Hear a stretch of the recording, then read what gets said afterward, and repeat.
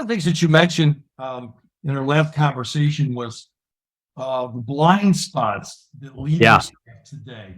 And so I know when you're out coaching and counseling and doing some of your programs, could you help us understand what some of these blind spots are from your experiences?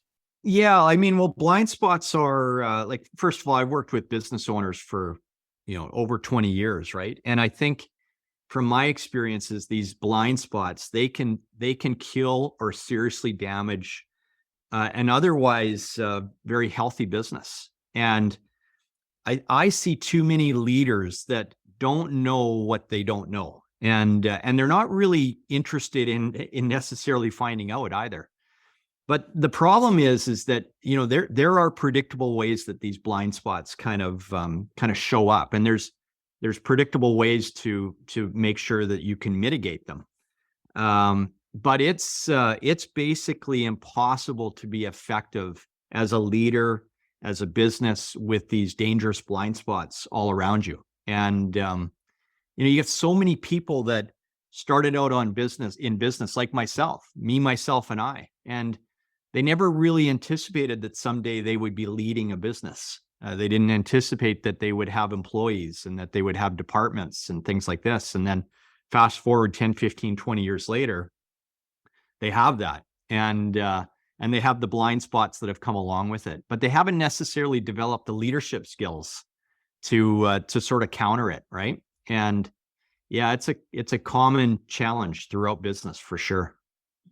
What I think happens too, Blaine, just picking up on one of your earlier themes when you talked about controlling what you can control. And to me, there's an intersection of things you can control, but blind spots.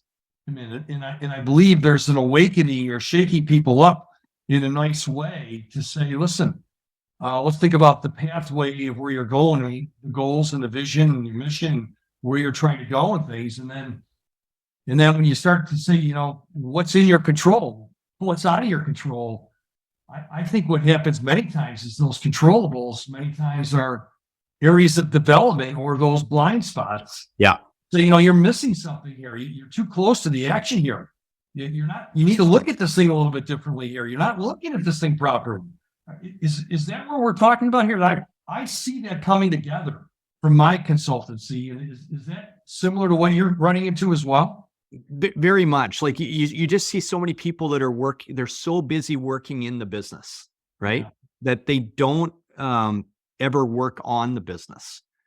And the only way that you're going to identify these blind spots is if you actually get yourself out of that chair. Now I'm not saying that you stop doing what you're doing, because you might be the best, you might be the best salesperson or the best advisor in your business. So I'm not saying to stop it, but you got to be able to take yourself out of the chair every once in a while and work on the business.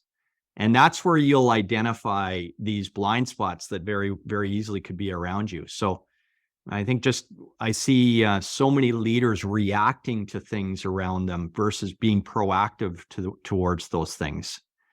Yeah, that's kind of where I'm going with that. Yeah, I would think that you would see the exact same thing with a lot of the work that you do with people.